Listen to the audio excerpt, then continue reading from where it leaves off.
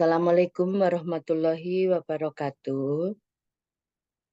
Selamat siang, salam sejahtera untuk kita semua. Materi yang akan Ibu berikan hari ini adalah berkaitan dengan masih ada keterusannya yang minggu lalu ya, mengenai normalitas data. Kalau yang kemarin itu kita mengenalkan normal data pakai uji Z ya. Nah, sekarang pengujian normalitas data dan juga analisis asosiasi. Asosiasi adalah hubungan ya. Cuma hubungannya masih belum mempunyai arah, tapi keterkaitan aja hubungan. Baiklah, untuk kali ini saya akan menggunakan modul, tidak menggunakan dalam bentuk Word ya, dalam formatnya Word, tidak menggunakan PPT, karena PPT ada ya, nanti akan Ibu berikan juga PPT-nya. Tetapi Ibu kesulitan untuk membuat PPT yang sedemikian komplit gitu ya, karena terlalu banyak tabel dan gambar-gambar. Baiklah, terus ya. Jadi yang namanya uji normalitas itu diperlukan sekali lagi karena ini parametrik ya. Jadi statistiknya parametrik, maka uji kenormalan data ini sangat diperlukan. Terutama pada saat kita persyaratan untuk uji asumsi klasik pada saat kita menguji regresi. Oke? Jadi uji normalitas ini Ibu tidak akan baca satu-satu ya, tapi ada beberapa Ibu highlight ya. Uji normalitas adalah sebuah uji yang dilakukan dengan tujuan menilai sebaran data. Apakah data dari suatu variabel itu sebarannya normal atau tidak. Nah, itu ada cara mengujinya. Ini semua juga udah ada di SPSS ya. Nah, setelah yang disebut normal itu distribusinya adalah mengumpul di tengah gitu ya, simetris kiri ke kanan, dan semakin ke kiri semakin rendah, semakin ke kanan semakin rendah. Jadi ngumpul tingginya itu ya seperti uji Z kemarin ya, mengumpul di tengah. Oke ya. Jadi kira-kira seperti itu. Nah, adapun uji untuk apakah suatu variabel itu menyebar normal atau tidak. Itu diantaranya yang kita berikan sekarang ini adalah uji chi-square, oke ya. Dan satunya lagi adalah Kolmogorov-Smirnov, oke. Jadi uji Kolmogorov-Smirnov dan chi-square ini ada di SPSS. Ada lagi yang lain misalnya Lily Force, Sapiro-Wilk ya, ada Jack Pera itu ada juga. Tapi teman-teman statistik lebih banyak menggunakan kelimanya, tetapi biasanya teman-teman PSIK menggunakan Kolmogorov-Smirnov yang paling banyak. Oke. Nah, jadi uji normalitas ini memang ada notasinya gitu ya. Notasinya dan juga rata-ratanya selalu 0. Ingat ya kemarin ya, rata-rata populasinya dan ragamnya itu 1. Gitu kan ya. Oke. Nah, ini adalah salah satu uji tadi. Untuk menguji normalitas data, ada uji goodness of fit-nya. Yang dikatakan distribusi normal itu pakai uji chi-square. Oke. Nah, ya. Jadi ini syaratnya uji chi-square-nya ya. Nah, di sini selalu ada apa namanya? Persyaratan yang kira-kira harus dipenuhi atau kondisi-kondisi yang harus dipenuhi. Misalnya, data itu tersusun berkelompok dalam tabel distribusi frekuensi. Nah, berarti ada N% ya. Cocok untuk yang datanya mempunyai jumlah sampel lebih dari 30. Berarti ini dikatakan sebagai sampel yang agak besar ya. Nah, lebih dari 30 itu berapa ya? Berapa aja. Nah, gitu ya. Nah, setiap selnya harus terisi, yang kurang dari 5 digabungkan. Oke ya. Nah, di sini selalu ada hipotesisnya. Chi-square-nya itu chi-square hitung dibandingkan dengan chi-square tabel. Kayak yang kemarin tuh ada Z tabel, ini ada chi-square tabel. Nah, ini contohnya. Oke ya. Teknis aja. Oke ya. Ini contohnya. Nah, monggo aja. Jadi artinya, nah oke. Kalau kita bicara kayak kemarin tabel Z ya. Kalau tabel Z itu memang distribusinya normal ya. Begitu chi, chi-square itu sebetulnya tabel yang sudah mengindikasikan tidak normal gitu loh. Chi-square itu selalu skew to the left. Coba dilihat ini ya. Nah, mengapa kok digunakan sebagai uji kenormalan? Jadi, sepertinya chi-square ini mengakomodasi adanya skala-skala yang bukan parametrik, gitu loh ya. Oke, jadi ini ada caranya dan kemudian apakah itu distribusi normal atau tidak. Nah, ini ada caranya seperti ini. Nah, saya tidak menjelaskan satu persatu seperti statistik, tetapi saya menyajikan modulnya seperti ini. Jadi intinya chi-square itu bisa digunakan untuk menguji apakah suatu sebaran variabel itu normal. Oke. Nah, yang kedua adalah Kolmogorov-Smirnov. KS biasanya suka di apa namanya uji normalitas KS gitu. K-nya itu Kolmogorov, S-nya itu Smirnov, ini nama orang nih kayaknya ya, ahli statistik. Nah, ini juga sama, ini ada di SPSS. Nah, yang kita harus perhatikan adalah hipotesa 0 itu apa, hipotesa 1 atau alternatif itu apa. Nah, kalau yang di chi-square kita lihat ya, di chi-square itu chi-square ini memperkirakan adanya sebaran normal di level populasi. Jadi kalau H0-nya itu adalah populasinya tinggi badan atau suatu variabel itu distribusinya normal. Jadi H0 diletakkan distribusi normal ada di H0. Sedangkan H1 atau alternatif atau lawannya adalah distribusinya tidak normal. Coba kita lihat Kolmogorov tadi chi-square ya. Kalau sehingga apabila chi-square hitung lebih kecil dari chi-square tabel, maka keputusannya berarti H0 diterima, H alternatif ditolak. Oke ya. Karena di sini alfanya itu 0,5, maka perhitungannya, jadi ini harus hati-hati benar. Chi-square tabel hitungnya, chi-square hitungnya itu berapa dibandingkan dengan chi-square tabel.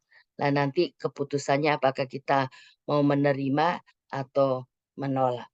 Oke, atau menerima H alternatif.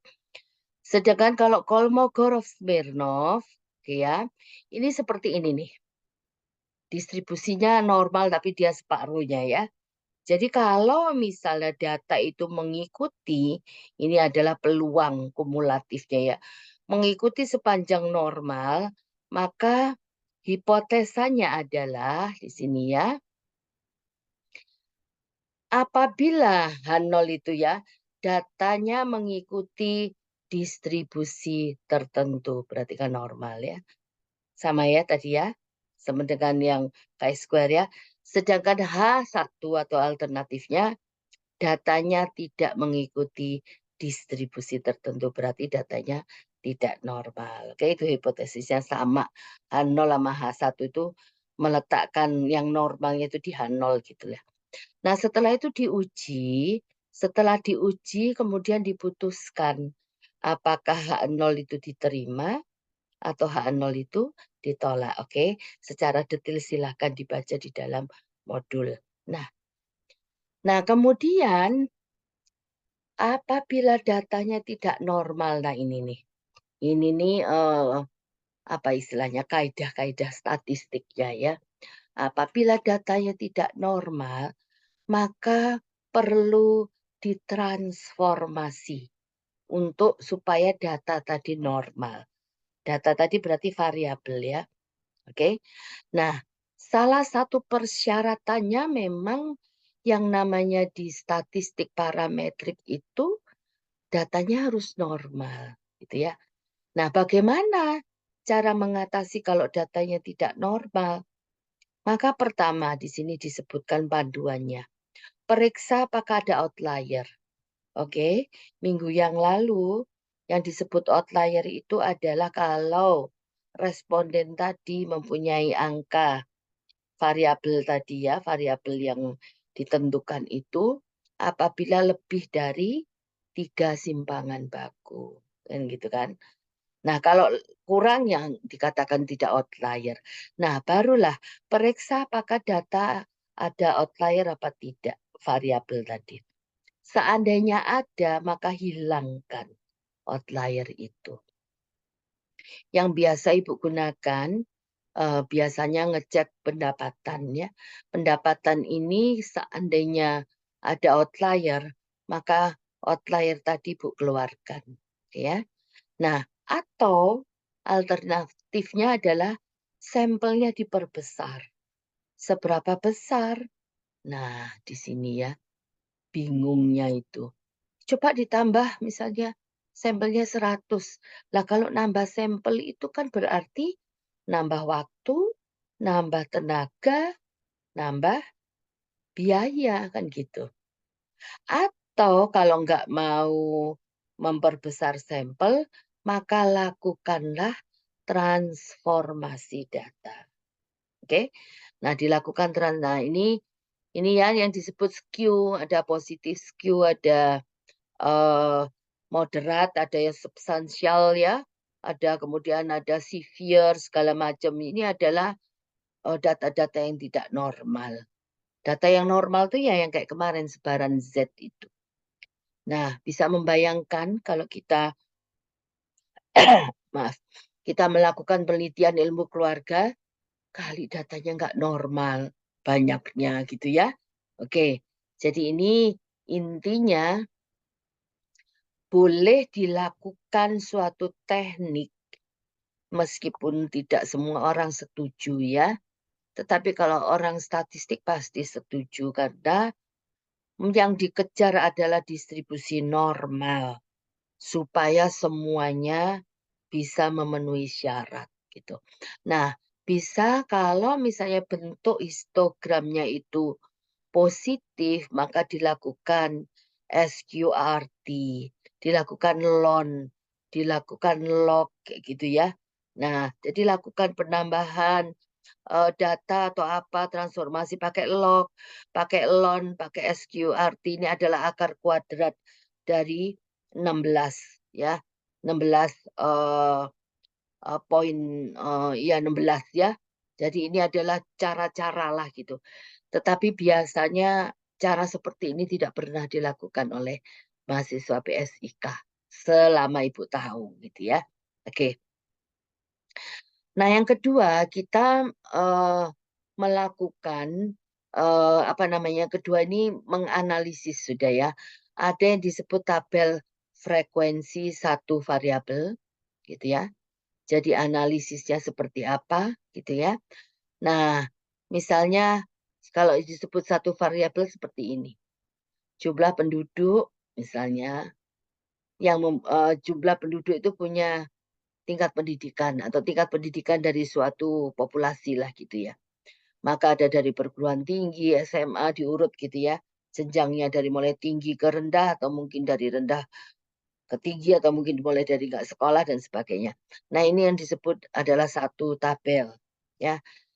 Tabel satu frekuensi ya. Frekuensi satu tabel berarti ada satu variabel yaitu variabel pendidikan. Jadi frekuensinya ada N%. Udah dianalisis. Ini yang disebut sebagai analisis tahap awal ya. Analisisnya adalah berapa sih frekuensinya? Berarti banyak penduduknya yang proporsi terbesar. Jangan bilang paling besar atau jangan bilang yang sebagian besar ya. Sebagian besar tuh minimal 80% kumulatif. Tapi kalau yang ini misalnya proporsi terbesar pendidikan dari populasi suatu penduduk di desa mana nih? Basudewa adalah SMP lulusan SMP atau sampai dengan SMP. Oke. Kemudian seperempat dari proporsi penduduk berpendidikan sampai dengan SMA. Gitu ya. Interpretasinya kayak gitu. Nah, yang kedua adalah analisis. Kalau tadi satu variabel ya, sekarang dua variabel. Nah, kalau dua variabel, kalau dibilang disusun sebuah tabel, itu ada yang dikatakan 2 kali 2 tabel, cross tab di-cross-kan. Ya, dianalisis cross. Nah, tabulasi silang ya. Cross tabs, bahasa Inggrisnya cross tabs, diterjemahkan tabulasi silang, karena dua variabel ya 2 kali 2. Nah, di sini ada istilah bisa dilakukan analisis hubungan yang disebut asosiasi. Nah, namanya juga chi-square. Kalau yang tadi chi-square itu untuk menormalkan data, ini chi-square ini untuk uji hubungan dua variabel. Oke. Nah, ini juga ada di SPSS ya. Nah, hipotesanya yang ini kebalik ya. Kalau yang tadi, hipotesa yang chi-square untuk dan Kolmogorov-Smirnov, H0 itu dikatakan distribusi normal kan, yang H alternatif tidak normal. Kalau yang ini, yang untuk uji asosiasi ini H0 diletakkan tidak ada hubungan. H alternatif terdapat hubungan. Oke ya, jadi memang ada ketidakkonsistensi, hati-hati sekali untuk melihat hipotesanya. Oke, karena nanti kesimpulannya juga punya konsekuensinya. Oke, misalnya kita ingin melihat hubungan antara jenis kelamin, oke, skalanya nominal berarti ya. Satu lagi adalah prestasi kerja. Ini skalanya sebetulnya interval yang diskor. Jadi kalau misalnya value 1 itu prestasinya kerjanya rendah, 2 itu sedang, berarti kan lebih tinggi ya. Nah, tapi karena ini interval, dia punya skor. Tapi nanti di kode, ya, value 1, 2, 3, kan gitu ya.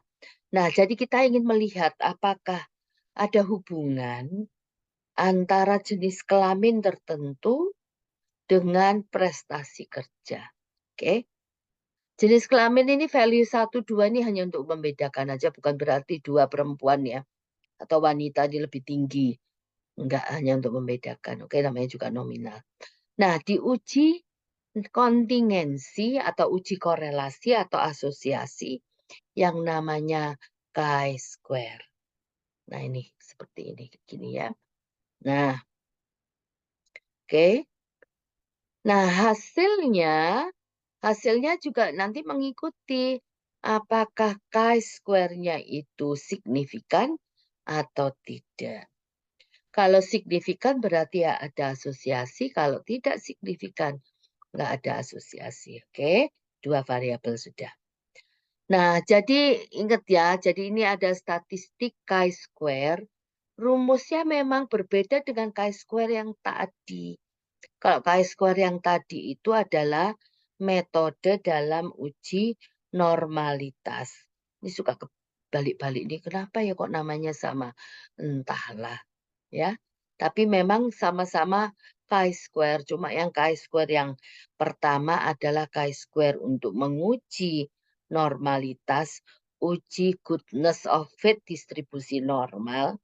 Sedangkan chi-square yang ini, yang pakai ini ya, sigma kayak gini nih banyak kayak gitu ya, ada nilai harapan segala macam ini adalah untuk melihat uji asosiasi antara variabel satu dan variabel yang lainnya.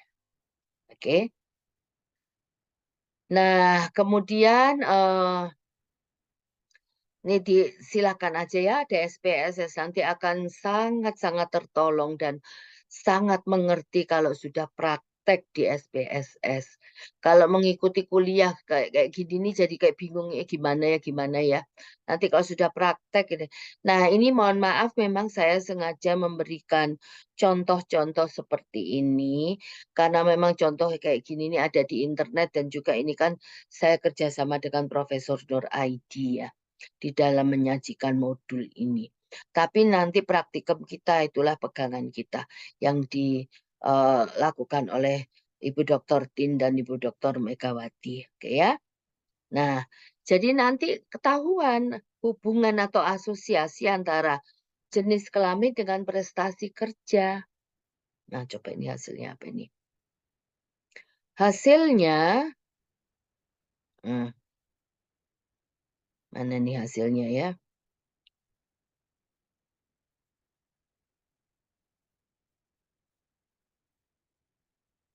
Mana kok nggak ada yang namanya koefisien asosiasi ya. Kok kayaknya nggak ada nih hasilnya ya, belum ditampilkan di sini. Ini baru 2 by 2 ini gitu ya. Nah, ini kayaknya. Nah, hasilnya seperti ini. Jadi, chi-square Pearson ya. Maka value-nya adalah 1,528 dari 30 kasus gitu ya. Nah, berarti dan juga signifikannya adalah 0,46 signifikannya. Berarti signifikannya 0,4 berarti rendah sekali ya. Dia melebihi 0,1 berarti tidak signifikan.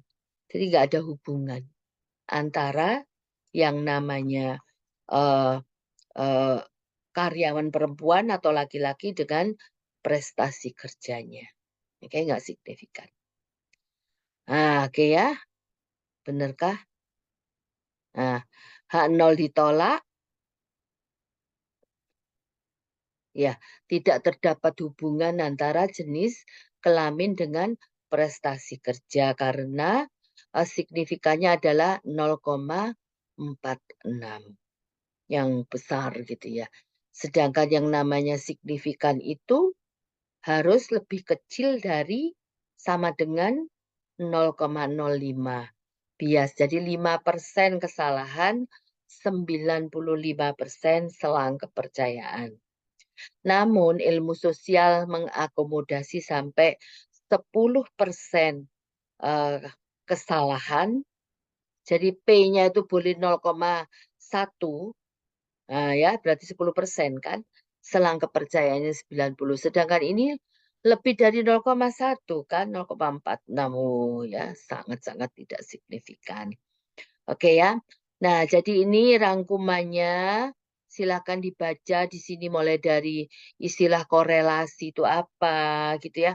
Rentang korelasi selalu dari -1 sampai +1, 1,0 ya. Jadi artinya kalau -1 itu adalah hubungannya negatif, +1 itu adalah hubungannya positif gitu ya. Nah, sedangkan kalau chi-square ini memang sebetulnya masih belum menggambarkan arahnya. Jadi dia signifikan apa enggak gitu aja. Tapi arahnya belum ada positif atau negatif, oke?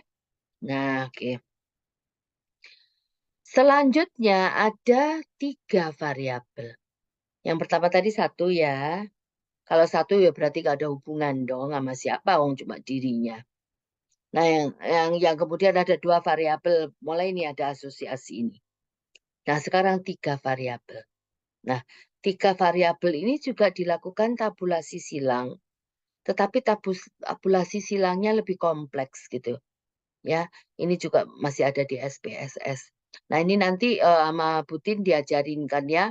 Open data di SPSS, gunakan menu, analyze, terus deskriptif, terus statistik, terus cross-tab, terus diisi, tampilkan tabulasi silangnya. Nah, kayak gini nih ya. Nanti contoh-contoh gini. Sebagai contoh ini sekarang, kita melihat ada coba lihat ini ya, ada variabel minat, oke ya, variabel 1 ya. Ada variabel fakultas, ya. Ada variabel gender, dan ada variabel keinginan S2 ya apa tidak. Nah, kalau ya tidak kayak gini ini skalanya ordinal 1, 2, bisa juga 0, 1. Nah, ini yang skala ordinal bentuknya bukan Likert tetapi semantik. Oke ya. Nah, coba dilihat nanti ya semantik atau apalah gitu ya. Kayaknya semantik deh. Nah, kalau kita lihat di sini 1, 2, 3, 4, bayangin ada 4. Nah, kalau ditabelkan di dalam Excel itu yang 1, 2, 3 sampai 20 ini adalah nama responden atau nomornya responden. Nah, sini nih variabelnya nih. Minat, fakultas, gender, keinginan S2. Nah, yang namanya angka di sini memang suka ditambah dengan digitnya.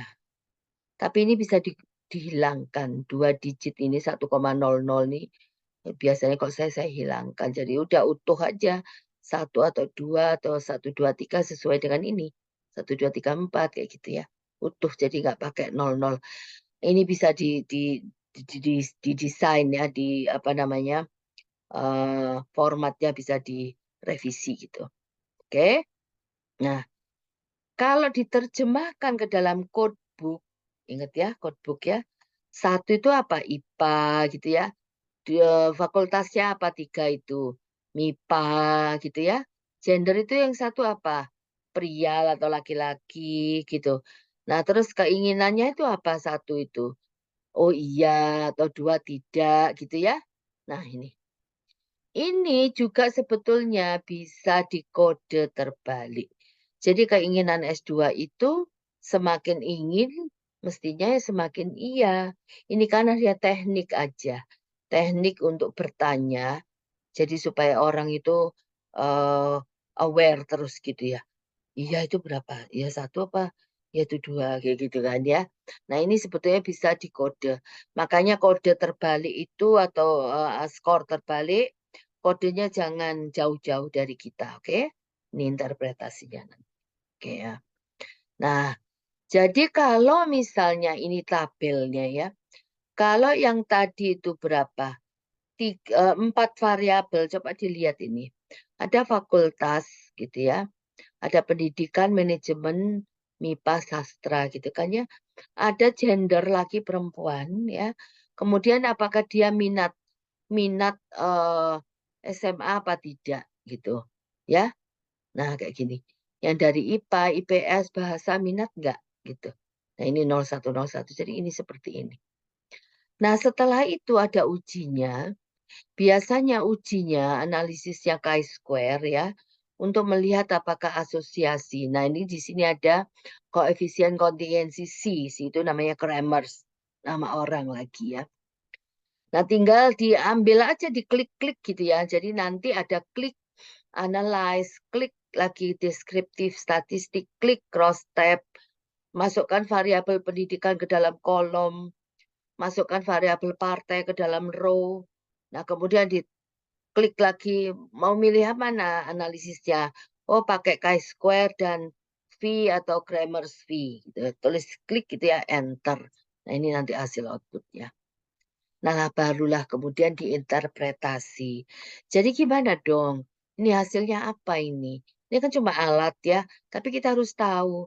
Nah, jadi nanti ini ada balik hipotesisnya apa? Oh, tidak ada hubungan pertama H0 ya. Antara apa? Antara tingkat pendidikan dengan partai pilihannya misalnya. Nah, yang H1-nya misalnya oh ada hubungan antara apa? Tingkat pendidikan dengan partai. Nah, kemudian diuji. Ujinya pakai Kramers tadi ya. Nah, sehingga kemudian ada ini bisa tuh by two. Jadi pilih ya hubungan antara pendidikan dengan partai. Hubungan, nah ini misalnya ini yang soal satu ya. Satunya lagi ada hubungan antara jenis kelamin dengan meneruskan minat sekolah lagi. Atau hubungan antara gender tadi ya dengan apakah kalau anak perempuan lebih meneruskan atau laki-laki. Nah, ini ada nggak hubungan antara gender dengan minat untuk meneruskan? Ada nggak hubungan antara misalnya eh apa namanya fakultas dengan minat kayak gitu ya. Nah, ini contoh yang ini Ibu ambil ini hipotesis ini nggak ada hubungan antara pendidikan dengan partai pilihannya, ini kayaknya soal lain ya. Nah, kemudian yang kedua adalah ada hubungannya hal alternatifnya. Maka setelah kita tahu nilai, nilai signifikannya, maka signifikan yang apa namanya lebih kecil dari 0,5 berarti dia signifikan dong. Ya. Berarti kalau signifikan berarti terdapat hubungan kayak gitu ya. Jadi memang agak tricky sekali. Jadi intinya ilmu keluarga ini bisa menjadikan uh, yang mestinya ini kan ya kayak minat fakultas kayak gitu ya. Ini ini adalah variabel-variabel yang intangible yang bisa kemudian didekati dengan angka. Nah, oke ya. Nah, fakultas juga seperti itu, gender juga seperti itu, keinginan ini juga nggak kelihatan kan timbangannya, tetapi bisa diskor ya. Nah, seperti ini. Oke ya. Nah, codebook seperti ini, nah skala-skalanya nominal, nominal, nominal, ordinal, ini bisa dihubungkan uji asosiasinya, dan ini pakai chi-square ini. Atau V-Kramers ya. Sama di situ ya. Nah, cuma memang ini adalah asosiasi yang sangat rendah. Mengapa? Karena memang skalanya ya nominal. Paling banter di sini ada ordinal. Cuma satu. Oke. Lah nanti kalau kita bicara skala itu rasio atau skalanya itu minimal interval lah ya. Maka kita bisa mengujinya tidak pakai chi-square lagi, tetapi uji yang lebih kompleks, yaitu uji korelasi. Korelasinya pakai Pearson, product moment, ya, bukan Spearman lagi. Oke, jadi nanti kita bicara lagi di apa namanya pertemuan-pertemuan yang akan datang, step by step ujinya menjadi lebih kompleks karena memang skalanya menjadi semakin mendekati rasio. Oke, termasuk juga yang kita indeks-indekskan kemarin ya minggu-minggu yang lalu, mata kuliah minggu yang ketiga kemarin, maka kita gunakan lagi, kita apa namanya variabel tadi kita uji dengan uji yang lebih sophisticated karena memang sudah ditreat sebagai skala rasio. Baiklah, dari saya cukup sekian ini, nggak usah lama-lama, paling tidak minggu ini ada pengertian bahwa ada uji yang namanya kenormalan data dan juga ada uji asosiasi. Mohon maaf kalau ada kekurangan. Saya tutup. Wassalamualaikum warahmatullahi wabarakatuh.